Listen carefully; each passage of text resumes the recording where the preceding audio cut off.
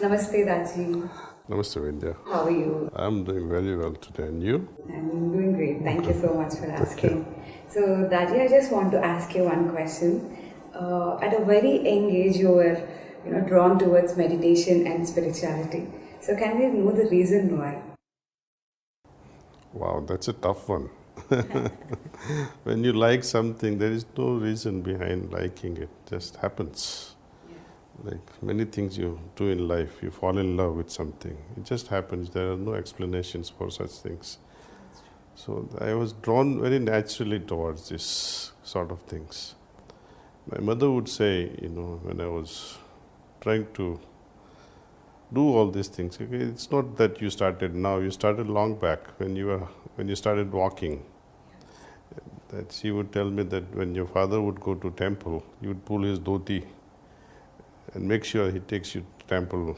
Until he lifts you up, you won't let him go. Yeah. So he said you started long back. So and I don't think I can give you any explanation why. I do Okay. understand that. Yeah. So, can you please explain us what exactly is meditation and what, spiritually and mentally, and how will it affect anybody while Ah. doing meditation? In India, need not know why, what, how of meditation. Most people, they are aware of it, that there is meditation, a way to spirituality. See, how to look within. These are methods are there, but to explore the method suitable to your oneself, it's difficult to find. Most people are meditating actually. You name a child to a teenager to a lady or students or working in various environments. They're all meditating on something or the other. Businessman is meditating on money. Student is meditating on whatever subjects, education, right? Now, the idea of meditation is to think on one object, God. That's how we first proceed with this idea, with the thought. Okay. Now, this thought process must evolve it to the next level. See? Like when I'm using mantra, for example, I'm reciting Om Namah Shivaya, Om Namah Shivaya, Om Namah Shivaya, Om Namah. It goes on. It is like you phone somebody, let's say your friend or your mother. Mother, mother, mother. Even when she picks up the phone, you keep on saying mother, mother, mother, and you don't let her answer. So mantras to me are like that. Om Namah Shivaya, Om Namah Shivaya, Om Namah Shivaya, Om Namah Shivaya. God may be trying to communicate with you, but you don't give him a chance to reciprocate. In true meditation, you start with avocation. You invoke the presence of deity or whatever, and you wait for that experience to surface on its own in your heart. So you may start with the thinking apparatus, okay, I'm thinking on presence of God. But next step should be this thought must translate into experiencing or feeling the presence. So meditation allows you to move forward from thinking to feeling the presence of divinity within. Though the divinity is everywhere, but it is wiser to experience it in my heart. Now you may ask me another question perhaps that, how, where, which method should I adopt? Some people meditate on this forehead, some people on Swadhisthana, some on navel, some on heart. Some actually meditate on outside object. For example, this statue is there. People go on focusing their eyes on it, or some deepam. That's a part of yoga again. Correct. Now, but how to move next forward? Let us see, when the idea is to feel something, am I going to feel things with my forehead? Forehead prompts you to think. Yes. Can I feel the things with my navel, with my shoulders, with the candle or dipam in front? No. The only organ that prompts me to feel something is my heart. So we start with this idea of presence of divinity in my heart and try to feel the presence. Now, how to move next to the next stage? You see, from thinking to feeling is the first step. It's the biggest step one takes. For example, when you are worshipping a deity, okay, you have a murti, your father or mother or your grandmother may have told you, this is God. Remember, this is God. From childhood, you've been ingrained with this idea. Okay, you grow up a little bit more and then they inculcate you with this idea, God is everywhere. You see? But then you start questioning, Mama, you told me He's only here. Then you start thinking, if God is everywhere, then what is the use of this? Okay, nevertheless, we still respect, we worship, we revere, but the mind is not happy with the answer. Nevertheless, we keep on doing the same thing out of respect, out of fear perhaps, out of temptation maybe. See? So whenever we have the end goal, because of this I am doing it, then there is a problem. See, our ancient sages, they have somehow invented various kinds of prayers. And 4 fundamental prayers are to fulfill 4 fundamental requirements. First requirement, depending upon who it is, you ask somebody, what is your requirement? Oh, I need a lot of money. Another person, oh, I need to have my kamas satisfied. Another person may say, my dharma has to be satisfied. Another fellow might say, oh, I want to achieve moksha. So based on these fundamental 4 requirements, we have 4 paramarthas: artha, dharma, kama and moksha. Now, beautiful thing is when you have fulfillment of artha, you have a lot of money. The 3 things may elude you. You may not have fulfillment of your desires, you may not have dharma, you may not have moksha. Next step, suppose even if you are satisfied with dharma, righteousness, but you're a pauper, left without moksha, what are you going to do? Nothing. But if moksha is fulfilled, then other things remain irrelevant. So the goal is moksha. But according to this tradition that I am following, it's a first step into spirituality. What is moksha after all? It is what we call in our shastras as liberation. Okay. Why are we not getting liberated? So many years of worship. Right? It is nothing to do with death, but feeling that I am free from everything, I am detached from everything. Even the idea of freedom has to go away, otherwise you are trapped with the idea of freedom. To talk about attachment and detachment also, sometimes you might laugh, oh, he's so attached to his non-attachment.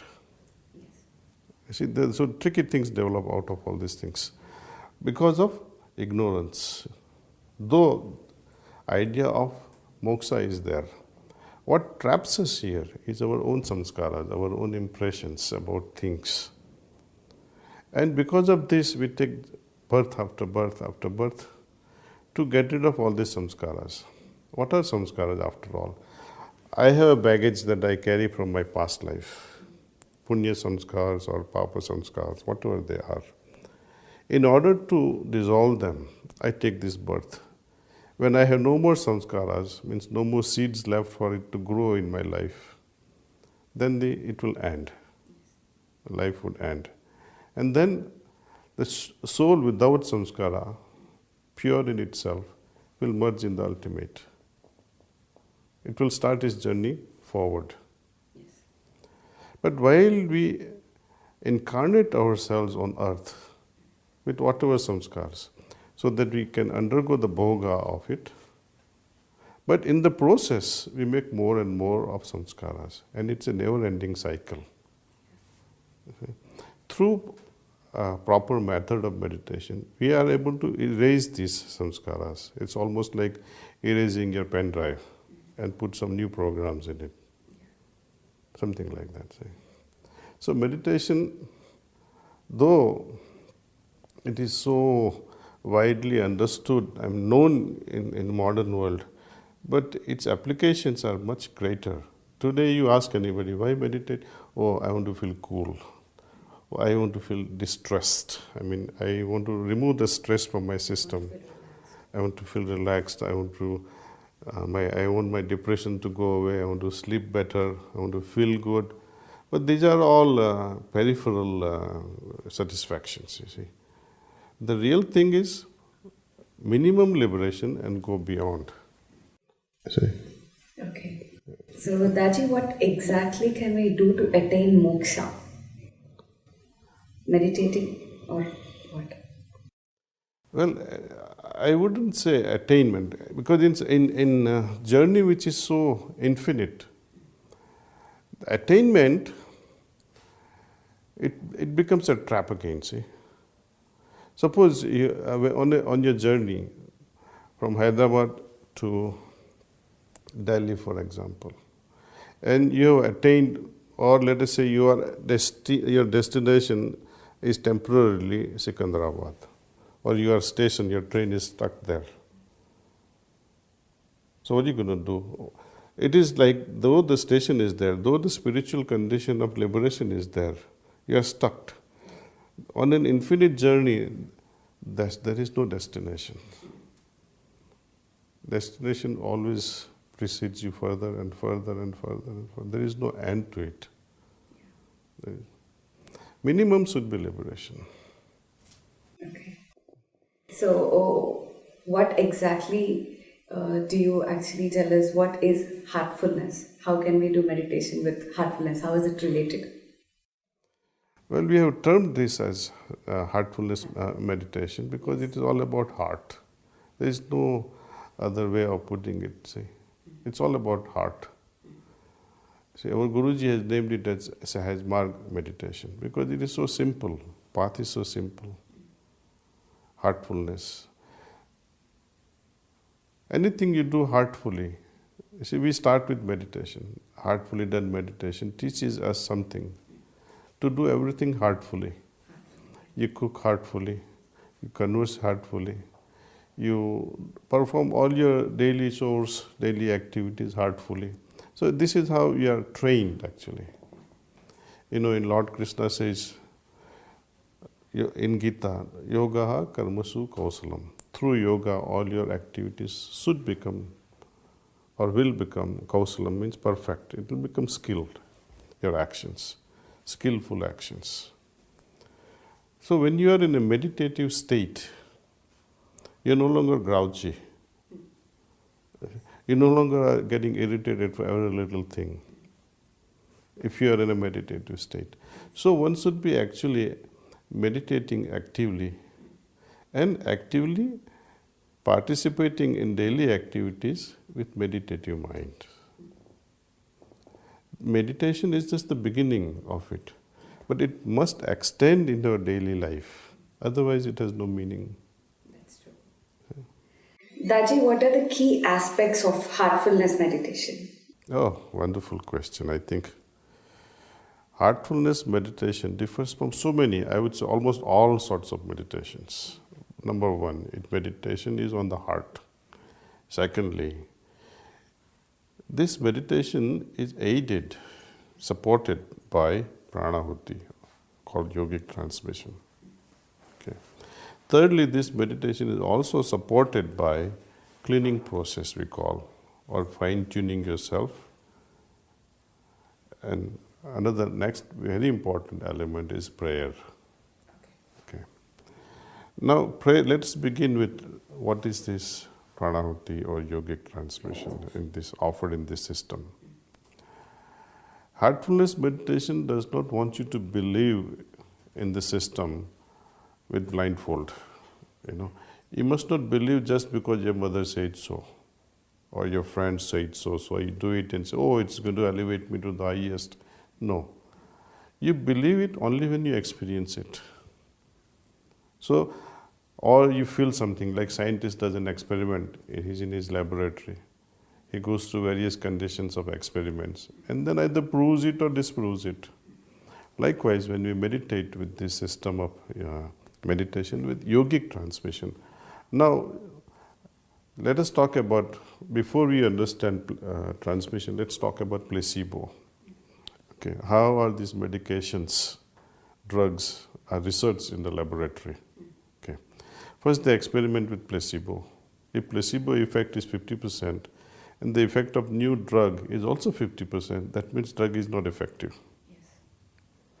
If the drug if impact is about 90%, then you can say yes, it is better than placebo and can be marketed for whatever reasons. So they compare placebo versus the active medicine. Now with meditation, with transmission, and meditation without transmission. Meditation without transmission is like meditation done with placebo effect. And with this transmission, it is like with the active medical ingredient. So now, when we offer this system to newcomers, okay, you meditate, we'll give you the method. It is like placebo, but we will not transmit to you. You sit for 15 minutes, 20 minutes, or if you don't want to waste your time with this empty meditation, recollect one of your best experiences that you ever had in your life, through whatever system or no system. You try it, close your eyes and try to feel something. Write it down. Now meditate with this, through this meditation practice method with transmission and see the difference. Okay. Now what is this yogic transmission? If I have to answer it briefly, it is a spiritual food, just as we have nutrition.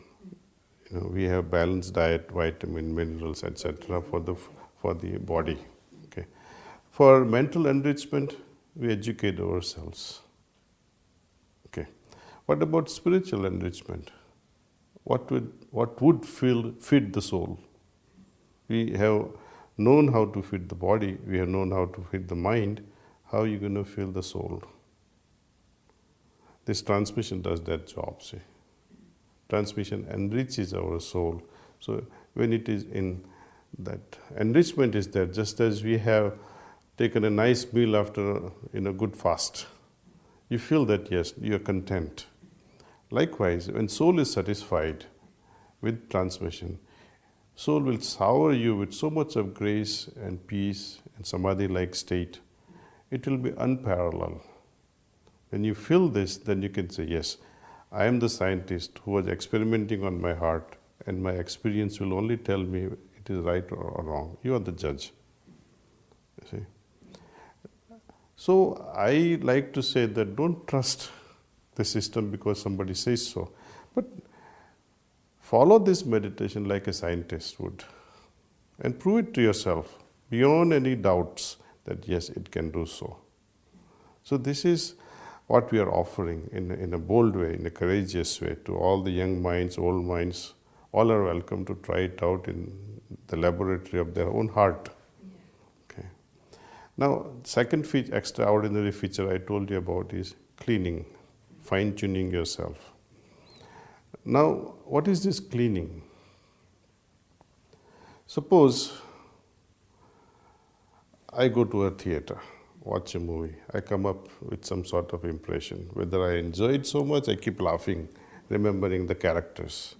Or another character I remember and feel like crying.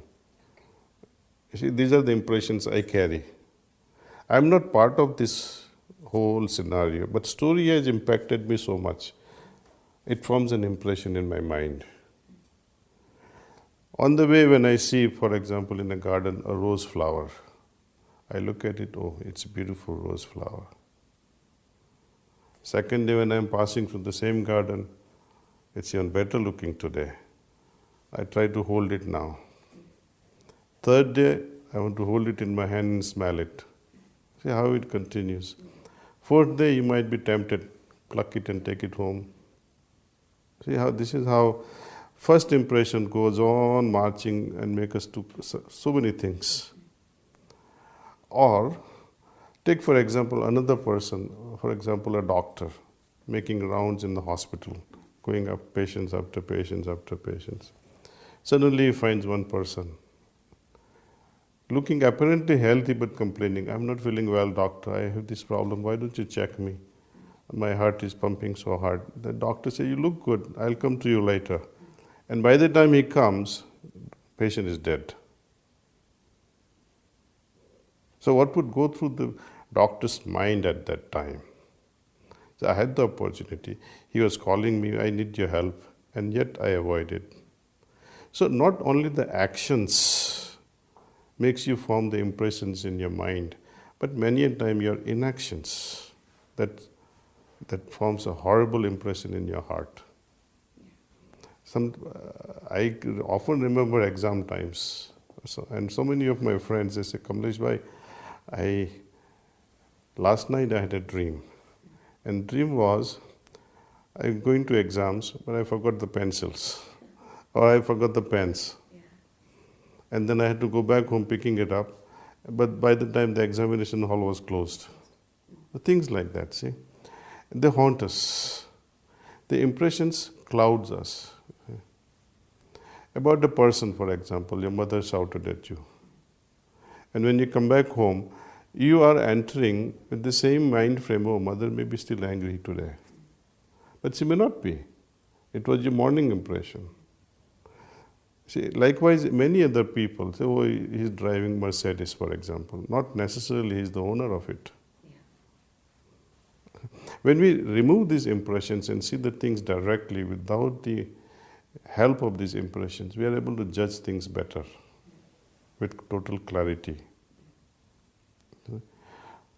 So we have to get rid of these impressions little by little, because only because of these impressions we are not able to decide things in an unbiased way. When you have impression about something, that will make you judge according to the previous impression. When you want to judge a person or a situation, let there be a fresh perspective. So through cleaning, we are able to remove all these impressions. Often there is a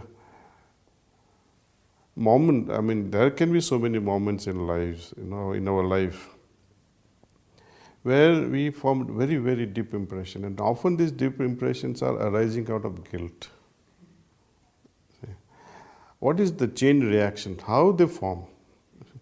Have you seen, you analyze yourself from morning to evening. Moment you wake up in the morning till you go to bed. Different moods. Okay. They keep changing. What else you notice? We see so many things. Your mood keeps on changing. It won't be the same. What next? Suppose you had a toothpaste. Somebody changed the toothpaste. Your maid changed the toothpaste. Or instead of Colgate, put something else. Or something looking like Colgate, and you say it was Palmolive shaving gel. Okay. So what happens then? Your response would be either, oh, I feel so disgusted with this thing. You dislike it. Or instead of Colgate, they put something even better perhaps. Oh, I like this. Okay. This is about things we do. Many times we are in the bus or in a flight, and you are seated in front row perhaps, and keep on seeing each passenger passing. What goes through your mind? Oh, he's good, he's not good, she's not good. We react with likes and dislikes. Our constant preoccupation is with likes and dislikes, and accordingly we form impression about objects and people and so many things. We are the garbage collectors, and we preserve it in our heart so carefully. We become the garbage dump of all these impressions. It is better to remain afresh. Why collect all this, keep it unnecessarily? It's unnecessary load. Suppose if you like something, okay, I'm watching, this is flat screen TV. I like it. Next step is, I want it. Or if you have the ability, you will buy it. If you don't have the ability to buy it, You'll feel bad. you feel bad. And that creates impressions. And they also settle down on a particular chakra in our body. Okay. You look at somebody, oh, he's a great guy. Or a man, oh, she's cool. Or you're repelled by someone. It also creates impression, attraction towards opposite sex. That these impressions also settle down on certain yogic plexuses.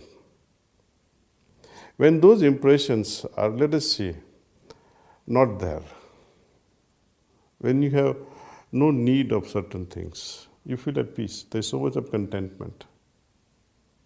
This contentment or a peaceful feeling is also part and parcel of another yogic point.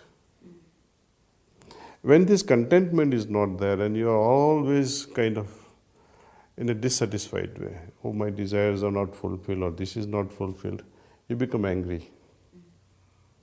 Those anger type of feelings also settles on some yogic plexus. When person he remains all the time in this krodha or anger, then what happens? It affects the next yogic chakra, makes you so fearful about things. And a person under fear loses discrimination. And a man who loses discrimination, meaning distinguishing right from wrong, good from bad, one who cannot discriminate is not a man. He has lost his buddhi.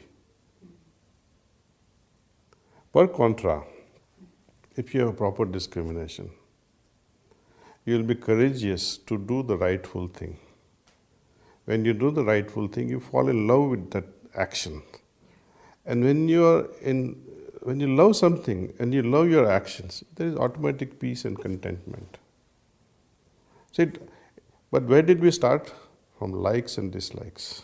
The root cause of everything is our preoccupation. Our mind scans through persons, things, processes. That is also one yogic point. If that can be regulated, then the rest of the life can be a superfine life.